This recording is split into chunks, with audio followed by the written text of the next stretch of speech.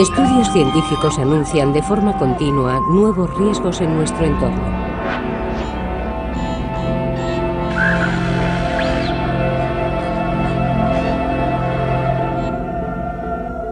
El teléfono móvil, símbolo de la comunicación permanente y sin límites, es en la actualidad sospechoso de causar daños a la salud pública.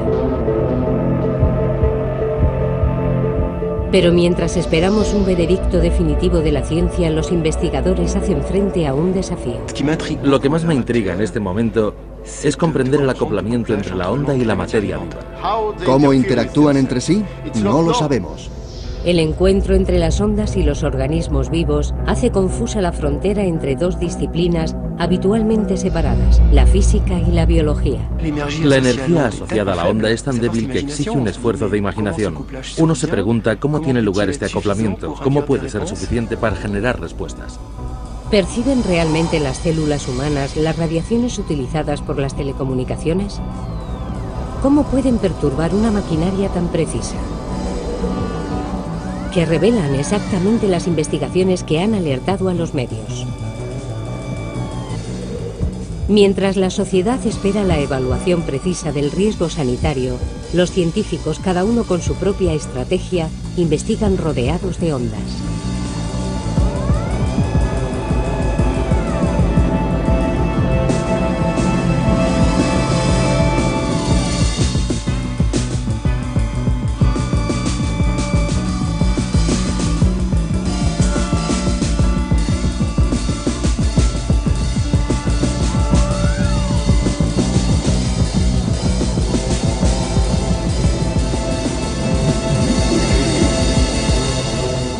Rodeados de ondas.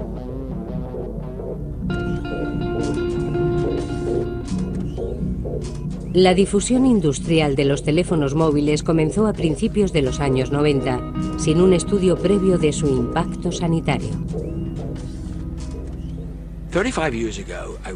Hace 35 años escribí en un artículo que pensaba que los campos electromagnéticos podían afectar al funcionamiento del cuerpo humano. Y los abogados y los científicos que trabajaban para las compañías eléctricas y las empresas de hornos microondas me llamaron de todo menos decente. No analizaron mi trabajo, no lo criticaron. Me atacaron a mí personalmente. Aquello me sacó de mis casillas. En Shreveport, Luisiana, Andrew Marino ha consagrado su vida de investigador a mostrar los efectos de las ondas electromagnéticas sobre los seres vivos, un objetivo que se fijó cuando estudiaba sus efectos terapéuticos. Al principio se trataba de entender cómo regulan el crecimiento las señales eléctricas naturales del cuerpo humano. A finales de los 60 y principios de los 70, yo estaba en un servicio de ortopedia y queríamos utilizar estas informaciones para favorecer el crecimiento óseo, en particular después de una fractura. Por razones de seguridad, antes de aplicar la energía eléctrica a los humanos, empezamos por hacer pruebas con animales. Y comprobamos que se producían sobre estos reacciones alarmantes.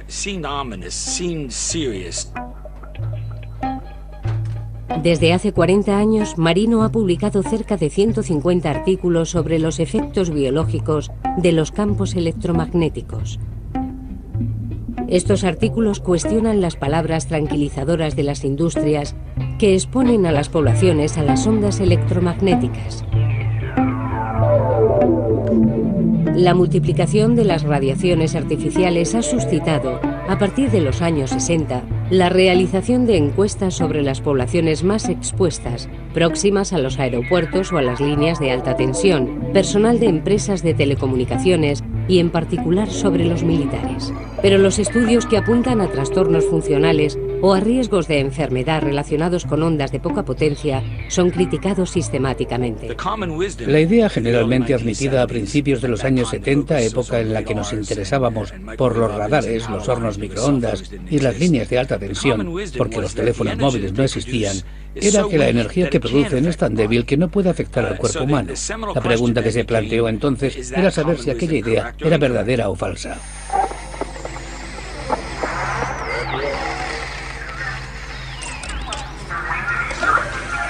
Nuestro entorno familiar nos expone a radiaciones variadas, desde los campos producidos por los aparatos eléctricos hasta la Wi-Fi. Pero la preocupación de las poblaciones y de los científicos se ha reavivado a partir de la invención del teléfono móvil, ese objeto que colocamos directamente pegado a la cabeza.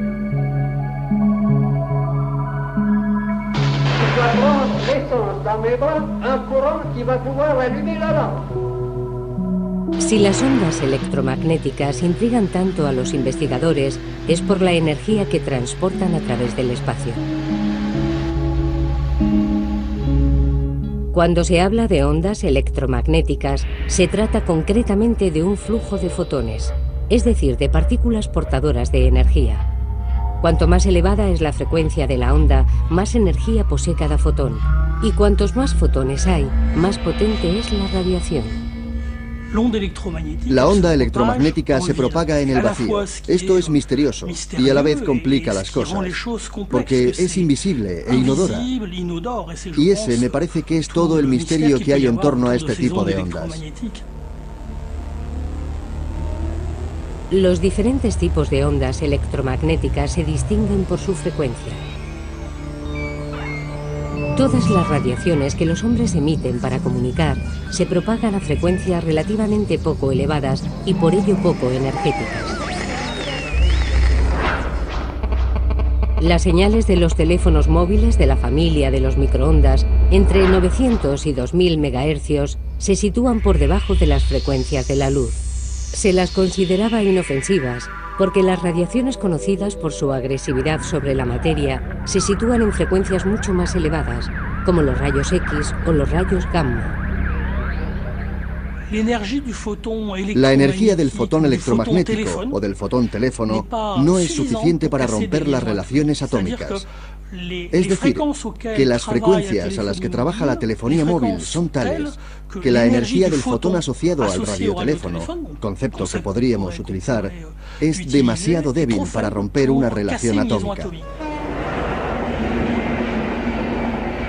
Cuando se empezaron a comercializar los primeros teléfonos móviles, los únicos efectos conocidos de las ondas microondas eran los térmicos.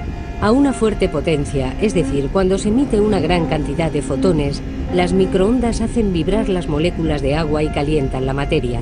Los hornos microondas funcionan según este principio.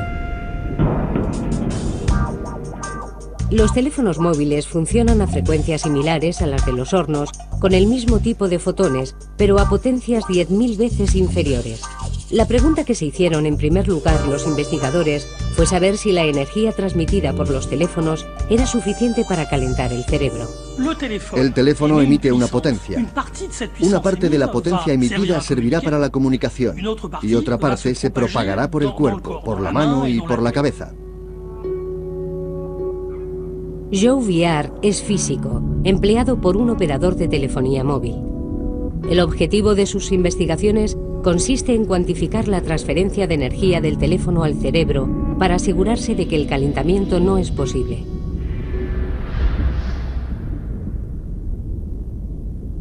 Midiendo campos eléctricos en un líquido, Joe Viard deduce la potencia absorbida por los 10 gramos de cerebro más expuestos.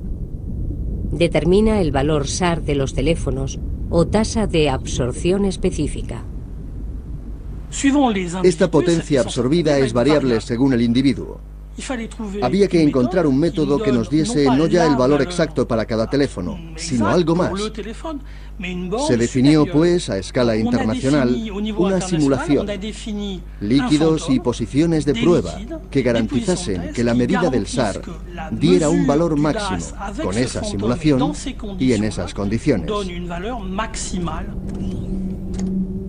El SAR que aparece en las características técnicas de los teléfonos indica la potencia máxima absorbida por el cerebro.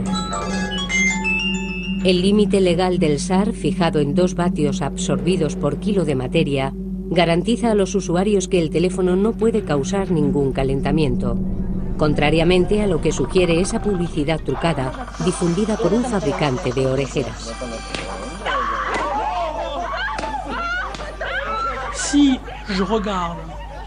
Si observamos el aumento de temperatura en relación con el aporte energético de las ondas electromagnéticas, vemos que el aumento de temperatura en la piel es inferior a 0,1 grados.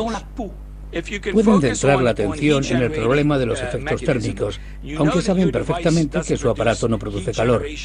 Y aunque sí fuese, no se podría medir, porque no se puede poner un termómetro en medio del cerebro. Entonces no hay problema. Por eso, si yo fuese el asesor de esos industriales, les diría: vamos, financien todos los estudios que puedan. Las normas legales de los teléfonos basadas en el valor SAR son cada vez más criticadas, ya que parten del principio de que los problemas para la salud únicamente pueden derivarse de los efectos del calor. Ahora bien, lo que sugiere Andrew Marino es que las ondas podrían tener otras consecuencias distintas de los efectos térmicos por debajo de lo que el SAR permite medir. Es como el juego de cubiletes. Se pone una bolita debajo de un cubilete, se mueven rápidamente los 3 cubiletes y hay que averiguar debajo de cuál de ellos se encuentra la bolita. Es exactamente el mismo principio. Atrae su atención sobre este cubilete cuando el verdadero problema está debajo del otro. Este cubilete es el SAR, el otro cubilete es el verdadero problema. Los únicos efectos conocidos y probados son en la actualidad los efectos térmicos, lo cual no quiere decir que la puerta esté cerrada y que no surjan preguntas. Entre estas preguntas, la fundamental para los investigadores es saber si las ondas artificiales pueden tener consecuencias sin elevación de temperatura por debajo de los límites legales. ¿Puede la materia reaccionar a las radiaciones sin que los instrumentos de medida de los físicos detecten ninguna transferencia de energía?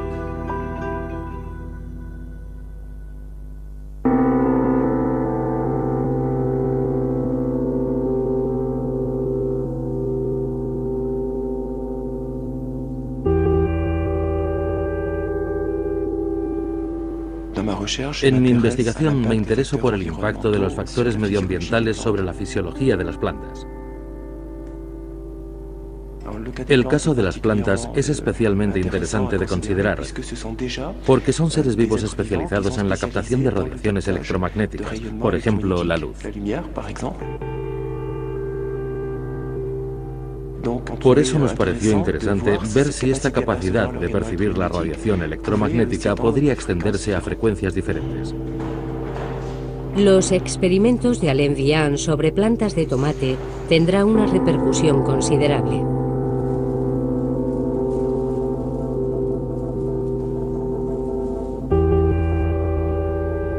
Con los físicos del LASMEA de Clermont-Ferrand, que han ideado una cámara de reverberación que permite controlar las radiaciones con precisión, Alain Vian expone plantas de tomate durante 10 minutos a frecuencias equivalentes a las de los teléfonos móviles.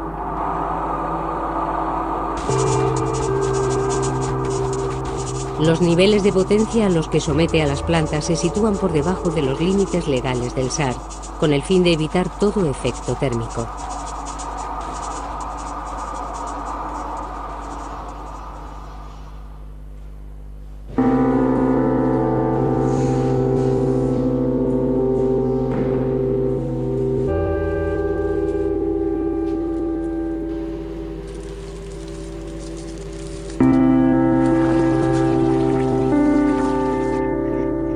El experimento demuestra que las plantas expuestas reaccionan.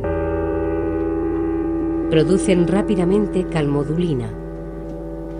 Ahora bien, la producción de esta proteína es la reacción típica de los vegetales que se enfrentan a una agresión exterior. Cuando se obtienen los resultados del experimento, uno se dice, al menos es bonito, hay una respuesta. Y creo que es aún más bonito cuando nos traen una sorpresa. Recuerdo que esperábamos ver variaciones, pero no para estos puntos de cinética, y tampoco para estos valores. Y cuando hemos visto el experimento, y que vuelve a repetirse, colocamos un blindaje alrededor de las plantas y se acabó la respuesta.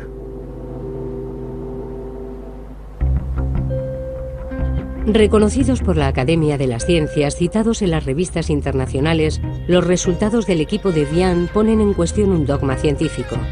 Los organismos vivos pueden reaccionar a las radiaciones sin transferencia de energía medible. Yo creo que hay que ser cautos con lo que se muestra. Es muy importante en el plano cualitativo, puesto que se muestra que las radiaciones son percibidas y que los seres vivos pueden responder a ellas. Pero hay que evitar establecer una relación directa con efectos mortíferos. A pesar de la reticencia de su autor a implicarse en el debate sobre el riesgo sanitario, este experimento fundamental va a ser ampliamente mediatizado y va a relanzar las preguntas sobre las consecuencias de las radiaciones artificiales. ¿Son los hombres tan sensibles como las plantas a las ondas electromagnéticas?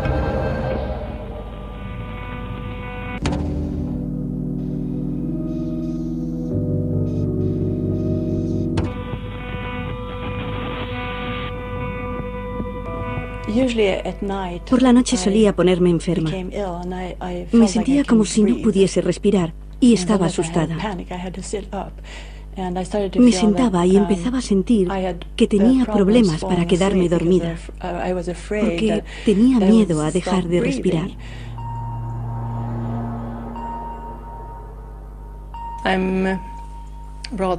Estoy aislada en casa. No puedo ir a ningún sitio, ya no puedo visitar a los amigos. He cambiado mis ocupaciones por causa de mi electrohipersensibilidad.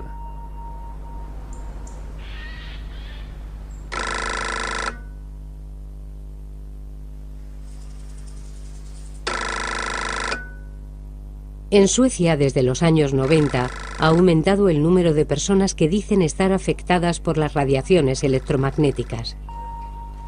Como en el caso de las reacciones alérgicas, las afecciones que describen les obligan a protegerse, a apartarse de un mundo que se ha vuelto hostil.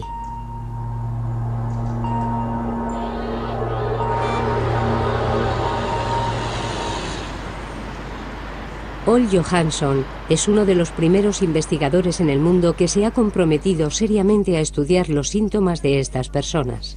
Después de haber realizado pruebas en personas cuyas células de la piel estaban irritadas por la pantalla del ordenador, se ha convertido en una figura histórica del debate sobre las radiaciones artificiales, reclamando el reconocimiento social de estos síntomas y dándoles un nombre genérico: electrohipersensibilidad. Todos los seres humanos son electrosensibles. Si meten los dedos en un enchufe, recibirán una fuerte descarga eléctrica. Es una forma típica de electrosensibilidad y es normal. Pero las personas que son electrohipersensibles reaccionan a campos a los que tal vez el resto de las personas no reaccionan.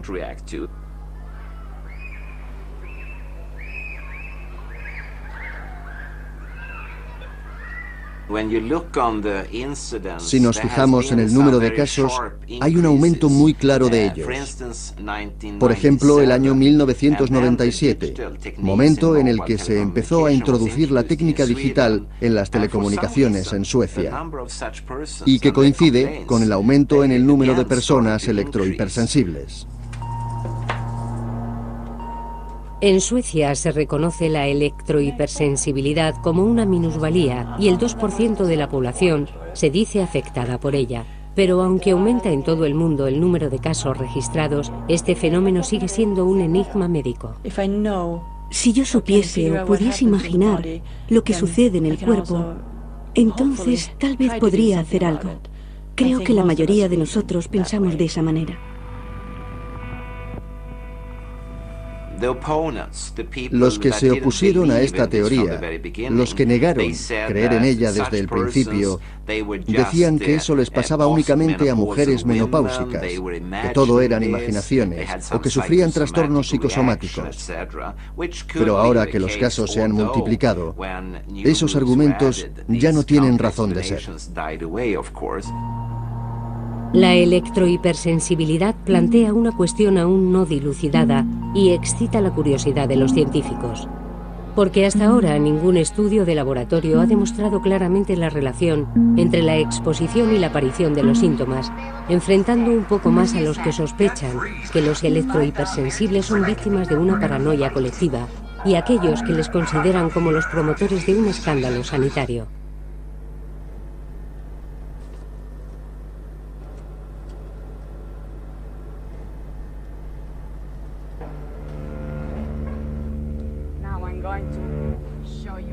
Los estudios realizados por Andrew Marino pretenden conocer la capacidad que tiene el cuerpo humano para percibir señales de muy baja potencia. Marino aísla durante 20 minutos a sus cobayas humanas de las interferencias del entorno. El sujeto es sometido únicamente a la estimulación de un campo electromagnético extremadamente débil. El objeto de este estudio es demostrar de manera definitiva que los campos electromagnéticos penetran en el cuerpo humano y que son detectados probablemente en la cabeza, lo que origina cambios en la actividad eléctrica del cerebro.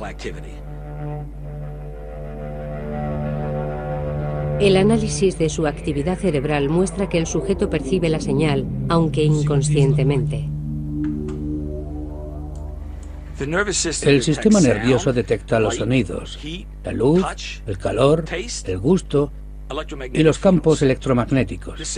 Es el mismo proceso. En algún lugar del cuerpo hay una célula especializada que interactúa con el campo electromagnético que entra en el cuerpo y envía una señal al cerebro para indicarle la presencia de este campo en el entorno del sujeto. El cerebro reconoce que no hay ninguna información útil para él y por lo tanto ignora la señal. Pero el proceso de detectar e ignorar, pone a prueba la capacidad de adaptación del cuerpo. En otros términos, el organismo se debilita y su salud se vuelve más frágil si este proceso se repite constantemente. Según Marino, el hombre reacciona a las ondas electromagnéticas como a los demás estímulos de su entorno. Pero esta hipótesis todavía sufre la limitación de los medios de que Marino dispone para extender sus investigaciones. En esta fase, a pesar de los indicios que existen, la sensibilidad del hombre no está unánimemente reconocida por la comunidad científica.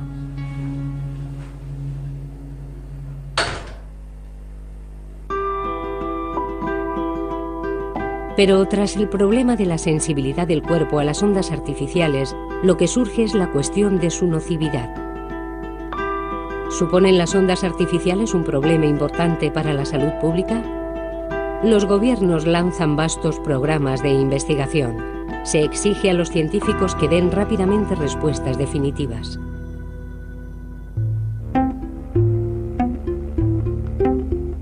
En el año 2000, la Unión Europea decidió financiar el proyecto Reflex, propuesto por la Fundación Verum de Múnich.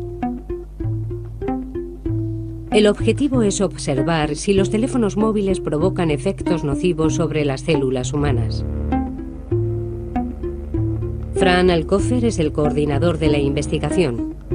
Su papel consiste en aunar las competencias de biólogos y físicos de 12 laboratorios repartidos entre 7 países europeos para elaborar un estudio que espera sea irrefutable.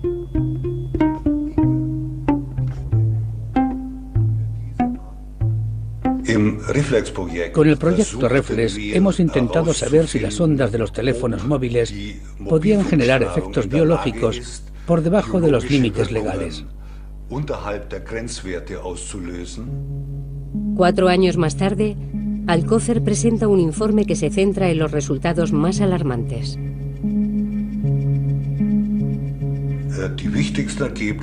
Lo esencial de los resultados se puede resumir de la siguiente forma. Los campos electromagnéticos de alta frecuencia son capaces de dañar los genes.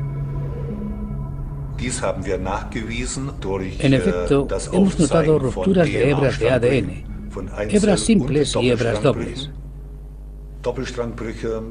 En la mayoría de los casos, las rupturas de hebras dobles pueden ser reparadas, pero esto no es sistemático. En efecto, en un organismo vivo hay proteínas especializadas en la reparación de rupturas de hebras de ADN. Pero cuanto más importante es la ruptura, mayor es el riesgo de error en la reparación, lo que puede llevar a alteraciones cromosómicas. En general, las células que presentan una alteración cromosómica mueren. Eso es lo que ocurre en la mayoría de los casos. Pero puede suceder que una célula sobreviva, lo que desencadenaría un proceso canceroso.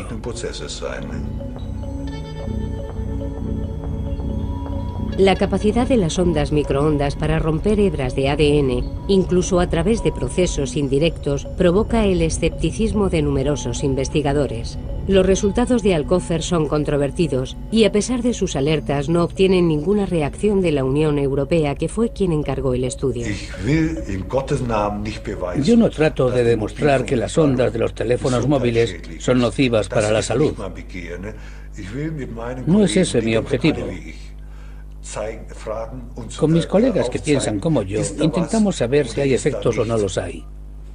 En el 2008, Alcocer pide a la Unión Europea que le vuelva a financiar para poder verificar los resultados que ya ha obtenido y ver si los efectos observados sobre las células in vitro se muestran también en los seres vivos. Creo que este estudio no va a ser financiado. ¿Por qué? Es difícil de decir. Si la Unión Europea ha encontrado un estudio mejor sobre el tema, me alegro. Pero no lo creo.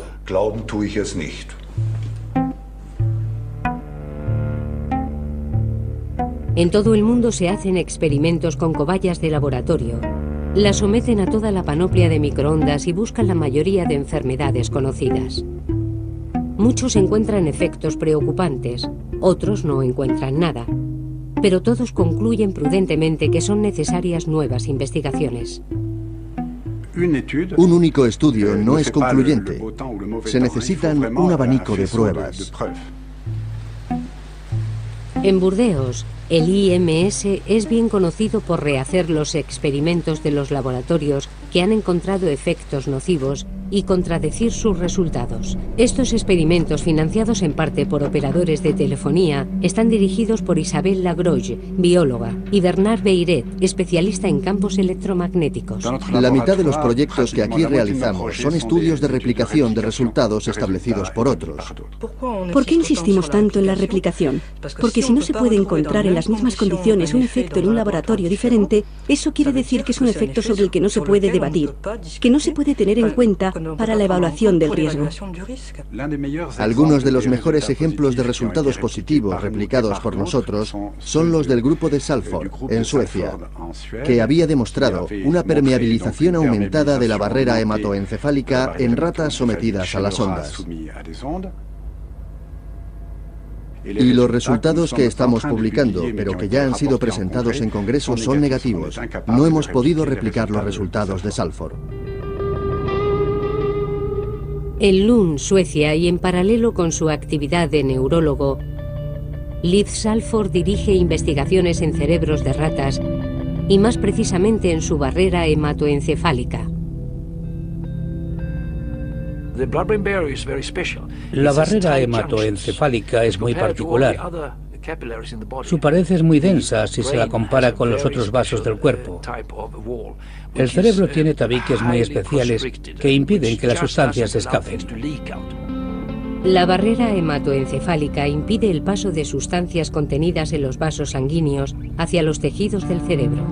Ahora bien, después de exponer a los animales durante 2 horas a las radiaciones de teléfonos móviles, Salford constata que la barrera hematoencefálica se hace permeable en 1/3 de las ratas expuestas, lo que provoca un escape de albúmina. A finales de los años 90, después de haber estudiado unas 1.600 ratas, llegamos a la conclusión de que existía claramente una fuga de albúmina en el cerebro de las ratas y también en las neuronas. Estas fugas pueden causar migrañas y hasta incluso, según Salford, la destrucción de neuronas. Las lesiones neuronales también pueden causar el desarrollo de tumores, tanto benignos como malignos. Ciertamente pensamos que si la barrera hematoencefálica es reproducible, habrá que tenerlo en cuenta. Intentamos reproducirla, otros intentan reproducirla, y no encontramos lo mismo. No obstante, el impacto de las ondas electromagnéticas sobre la barrera hematoencefálica ha sido confirmada por otros investigadores en el mundo. De 15 estudios publicados, la mayoría constata este tipo de efectos.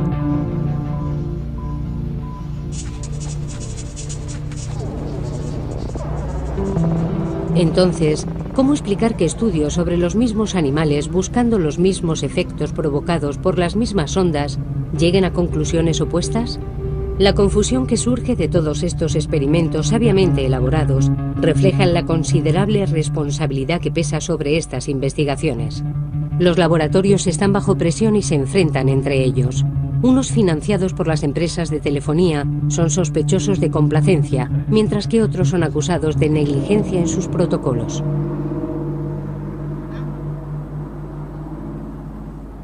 Los datos se acumulan, pero la sociedad sigue esperando un veredicto definitivo. ¿Qué conclusión puede sacarse de los miles de artículos publicados hasta hoy? A partir de la misma base de datos, las interpretaciones difieren de un investigador a otro, y la verdad científica se nos escapa. De esta confusión emerge una cuestión esencial. ¿Cuál es el nivel de índice suficiente para alertar a la opinión pública? Si hay 5.000 publicaciones en revistas científicas reconocidas, y eso no basta, ¿cuántas hacen falta? ¿Hacen falta 5.001? ¿5.002? ¿Cuántas serán suficientes? ¿Y quién tiene que decidirlo? Si los encargados de dar la alarma se molestasen en escarbar, en profundizar verdaderamente en la base de conocimientos que tenemos en la actualidad, podrían comprobar que en estos momentos no hay razón para alertas mayores. En la actualidad existen numerosos experimentos que demuestran que hay algo. Y creo que es deber de los gobiernos, de los estados y de las autoridades tener en cuenta seriamente estos resultados. En 2007, un informe independiente de BioInitiative atrae la atención de la opinión internacional. Compila los resultados más inquietantes de 1.500 estudios y extrapola al hombre una multitud de efectos nocivos, principalmente trastornos cognitivos y del sueño, perturbaciones hormonales que podrían traducirse en cáncer de mama, riesgo de enfermedades neurodegenerativas, diferentes tipos de tumores cerebrales o de las glándulas salivales, trastornos del ritmo cardíaco, perturbaciones del sistema inmunitario y hasta disminución de la fertilidad.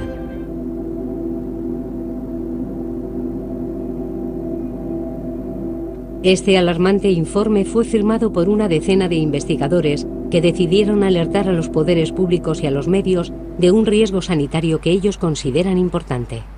Les médias se sont récemment fait l'écho des inquiétudes. And I think it's not surprising that the public is confused and doesn't really know what to think. Les bruits les plus divers circulent en effet. Est-ce que vous pouvez vous exprimer sur le problème de la dangerosité? Le risque avéré n'est pas prouvé aujourd'hui.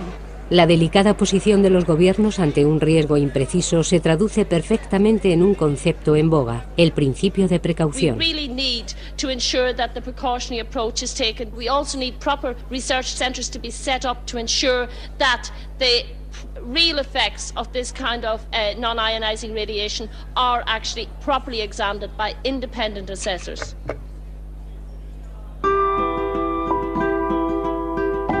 Pero el principio de precaución revela sobre todo un estado de hecho.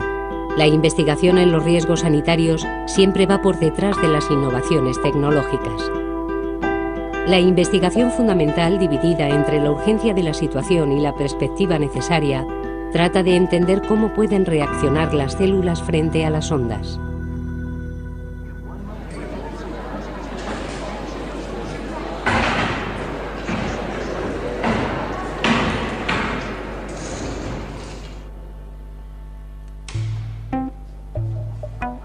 Después de haber comprobado la respuesta de las plantas a las radiaciones de la telefonía móvil, Alain Vian amplía sus investigaciones a las células humanas.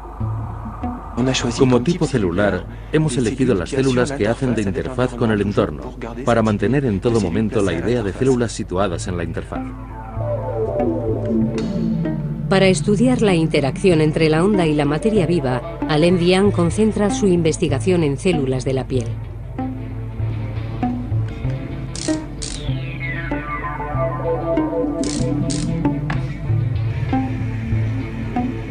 La primera etapa del experimento consiste en ver si las células expuestas desencadenan un mecanismo de adaptación como reacción a las radiaciones.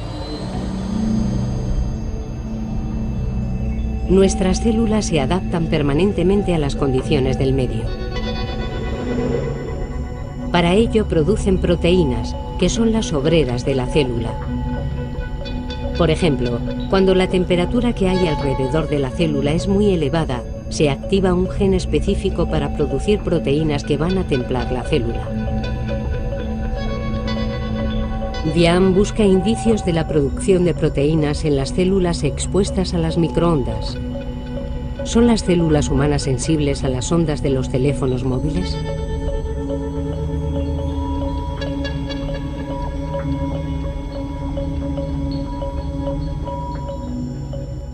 Acabamos de obtener los primeros resultados y la respuesta es positiva. Pero, no obstante, son diferentes de las de las plantas. En concreto, la respuesta se establece más lentamente, tiene un factor 2 o 3 veces más lento. Las células reaccionan 1 hora después de la exposición. Estos resultados muestran que la sensibilidad de las células humanas a estas radiaciones es comparable a la de las radiaciones de nuestro entorno. Para mí, el hecho de que se observe una respuesta quiere decir simplemente que la radiación se percibe. Ahora hay que apreciar la diversidad de estas respuestas. Esta es la razón por la que nos hemos puesto a trabajar en la construcción de un chip de ADN. Este descubrimiento abre el camino a nuevas investigaciones sobre las consecuencias de esta sensibilidad. Exponiendo un chip de ADN en el que cada gen humano está aislado, el equipo de Vian podrá identificar la totalidad de las reacciones que puedan presentar las células humanas. Vamos a poder determinar cuáles son los genes reprimidos y cuáles, por el contrario, los que aumentan su actividad con la exposición. Esta información podrá ser recogida por otros equipos cuyo trabajo sea establecer los riesgos sanitarios. Podrán decir, no habíamos pensado en considerar esta ruta metabólica. Si consideramos esta ruta metabólica, ¿podremos sacar conclusiones o no?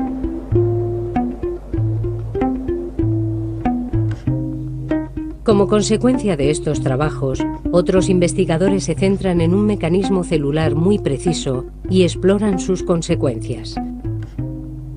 Es el caso de un experimento mayor publicado en 2007 por Ronnie Seger. La primera pregunta era, ¿se puede detectar una reacción por debajo del umbral térmico causada por una radiación muy corta y de muy baja energía? Y la respuesta es sí.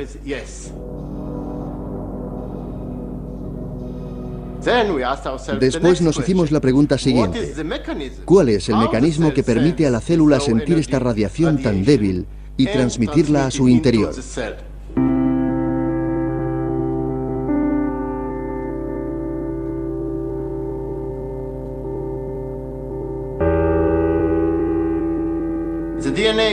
El ADN es como el jefe de la célula. Es él quien dice a la célula lo que debe hacer y cómo. Ronnie Seger es biólogo en el Instituto Weizmann de Tel Aviv. Está especializado en la transmisión de señales al interior de la célula. Hay un gran número de receptores diferentes. La finalidad de estas investigaciones es entender cómo el ADN es informado de lo que pasa en el medio exterior para desencadenar la producción de las proteínas adecuadas. Y hay varias vías de comunicación. De hecho, se parecen a las líneas telefónicas. Recogen la señal en la membrana de la célula y la llevan hasta el núcleo. A continuación, el ADN puede empezar a funcionar y a decir a la célula lo que debe hacer.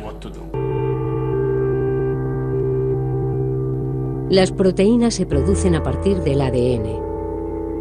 Para adaptarse al entorno, la célula debe informar al ADN de las proteínas que necesita.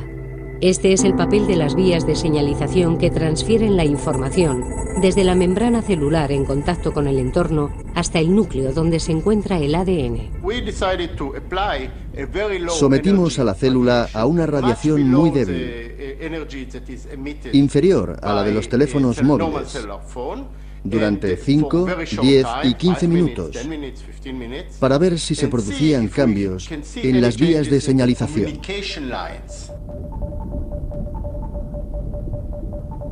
Cuando Seger somete la célula a las radiaciones, descubre la sobreactivación sistemática de una vía de señalización determinada. Hemos podido identificar la activación de esta vía, que llamamos cascada, porque se trata de una reacción en cadena. El carácter excepcional de este descubrimiento se explica por la complejidad de esta vía de señalización. Es la activación de los genes por factores de transcripción.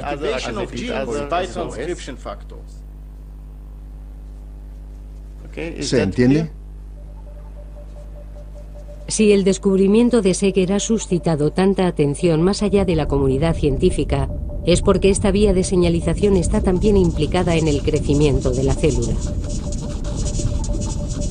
La sobreactivación de esta señal podría, pues, favorecer la proliferación de las células. Es uno de los mecanismos característicos de los procesos cancerosos. Una vez más, yo no quiero infundir miedo con este tipo de radiaciones muy débiles, pero en ciertas condiciones es posible que favorezcan el desarrollo de algún tipo de cáncer. Las radiaciones no provocan el cáncer, pero pueden favorecerlo.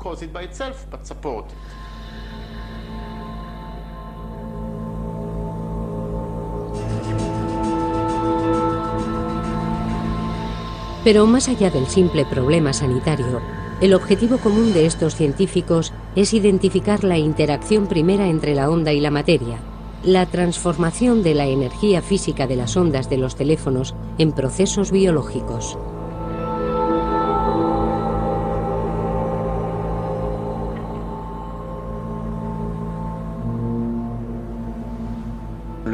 Finalmente se puede definir el mundo vivo como una entidad separada del mundo exterior por una membrana semipermeable. A eso se puede reducir la materia viva. Se puede apreciar el papel primordial que desempeña esta membrana. Es fascinante. Todo gira en torno a la membrana semipermeable, la interfaz entre un mundo perturbado y el equilibrio regulado de la célula. ¿Dónde se encuentra la interfaz entre la respuesta física, la radiación y la respuesta biológica? A saber, la proteína. En algún lugar de la membrana de la célula habría una proteína capaz de detectar las ondas. Para identificarla, el equipo de marinos se inclina por el caso del Cryptopterus. Este pez, extremadamente sensible a los campos electromagnéticos, es capaz de detectar las ínfimas fluctuaciones del campo magnético terrestre. Aplicando cargas eléctricas muy débiles a la superficie de las células especializadas de este pez, Marino trata de localizar el primer receptor. En la membrana de esta célula se encuentra una proteína especializada que detecta campos muy débiles. Esperamos encontrar la misma proteína cuando la busquemos en el cerebelo humano. Es muy importante, porque si podemos identificarla, seremos capaces de encontrar soluciones a algunos de los problemas que pueden causar esas radiaciones. Seeger supone que se trata de la proteína NADH. Su hipótesis es que la distribución de las cargas eléctricas de esta proteína podría ser modificada por los campos de las microondas y causar una reacción en cadena.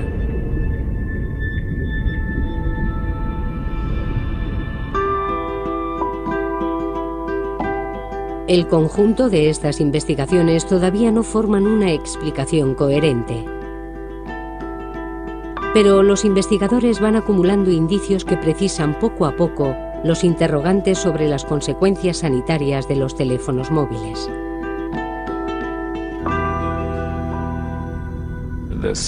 Los estudios sobre células pueden proporcionar informaciones sobre los mecanismos del cáncer. Pero para quien se interese por los riesgos de la salud, la epidemiología es lo más importante, porque se refiere directamente a los seres humanos y no a los animales ni a las células en los laboratorios. En Örebro, Suecia, Lennart Hardel emprende regularmente investigaciones para identificar las causas de los cánceres de sus pacientes. A diferencia de los experimentos de laboratorio, el trabajo de Hardel consiste en observar a los hombres en su medio natural. Dirige investigaciones epidemiológicas. La idea nació a principios de los años 90. Yo formaba parte de un grupo nacional de estudios en Suecia que se interesaba por los campos electromagnéticos producidos por los aparatos eléctricos y las líneas de alta tensión, porque había un debate sobre riesgos de leucemia. Y cuando observamos los datos nos pareció que podía haber una relación entre la industria electrónica y los tumores cerebrales. Por eso decidimos realizar un estudio específico sobre ello.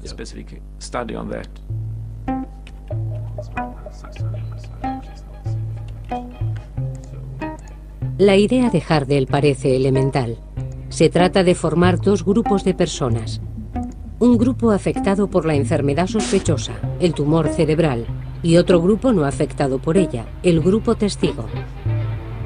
Comparando el tiempo de utilización del teléfono entre los dos grupos, Hardell pretende determinar si el teléfono móvil es un factor de riesgo. La dificultad principal de estos estudios consiste en recoger informaciones precisas. ¿Cuánto tiempo han hablado por teléfono estas personas durante los 10 últimos años? ¿En qué oreja colocan generalmente el teléfono? El estudio de Hardell, realizado sobre 4.000 personas, es el más comentado en el mundo. Ha sido el primero en constatar un aumento del riesgo de diferentes tipos de tumores cerebrales relacionados con el teléfono móvil. Se pone de manifiesto que después de 10 años de utilización del teléfono móvil, aumenta el riesgo de desarrollar un glioma o un neurinoma acústico. El riesgo de los neurinomas acústicos pueden llegar incluso antes de los 10 años de utilización, pero el riesgo aumenta con el tiempo de uso. Los resultados son los mismos con los teléfonos inalámbricos que utilizamos en casa o en la oficina. Sin embargo, hay que señalar que el riesgo individual es muy bajo, porque es una enfermedad que afecta a una persona de cada 10.000. O sea que aunque el riesgo fuese el doble, no sería más que 2 sobre 10.000. Pero el problema es que hoy todo el mundo está expuesto. Y así, aunque el riesgo es débil individualmente, el número de casos será importante.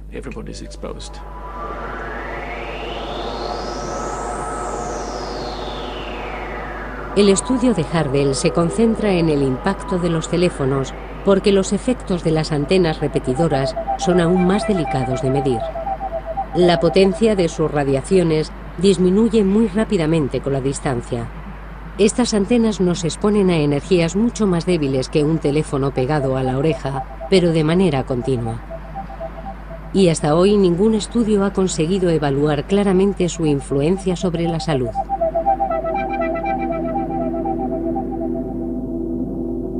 Esta falta de conocimiento deja a la población y a los medios de comunicación sin herramientas racionales para explicar la repetición de sucesos inquietantes. Casos anormalmente abundantes de cánceres pediátricos en colegios donde se han instalado antenas repetidoras causan alarma en la opinión pública. Mientras que los informes oficiales concluyen que se trata de coincidencias, la presión de los padres y de los vecinos obliga a las operadoras a desmantelar las antenas más polémicas.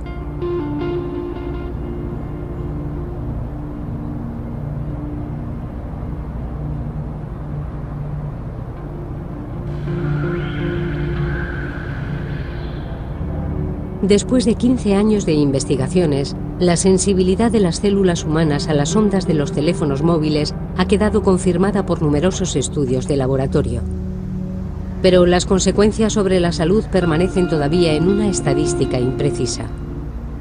Si el riesgo de enfermedades graves, tales como tumores cerebrales, parece pequeño individualmente, podría resultar significativo a una escala de 3.000 millones de usuarios.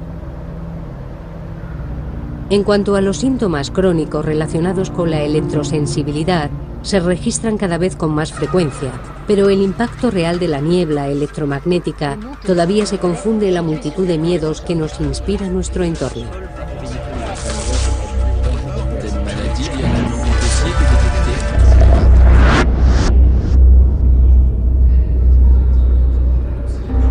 Vivimos en un mundo en el que la gente fuma cigarrillos. Personalmente lo encuentro completamente estúpido, pero si usted quiere fumar ya conoce los riesgos. Nadie le ha ocultado que el hecho de fumar es nocivo. Por lo tanto, si usted decide fumar, es su problema. El aumento de casos de cáncer de pulmón empezó en la Segunda Guerra Mundial y los estudios epidemiológicos a mediados de los años 50. Tuvo que pasar mucho tiempo para que la sociedad y los gobiernos reaccionasen. Ha pasado lo mismo con el amianto, que se ha utilizado desde hace un siglo, aunque se supo muy pronto que era peligroso. Lo único que yo pido es que aquellos que ganen dinero distribuyendo productos en el medio ambiente permitan al menos que la investigación se haga honestamente y que honestamente se comuniquen los resultados. La implicación de los grandes grupos industriales en la investigación sobre un riesgo sanitario siembra lógicamente la confusión y suscita numerosas sospechas.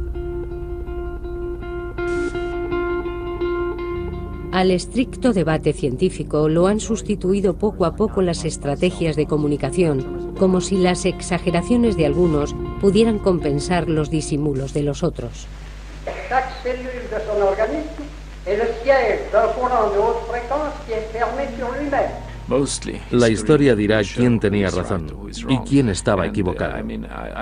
Yo fui el primero en demostrar que el agente naranja era cancerígeno y fui atacado violentamente en aquel momento. Hoy la historia se repite.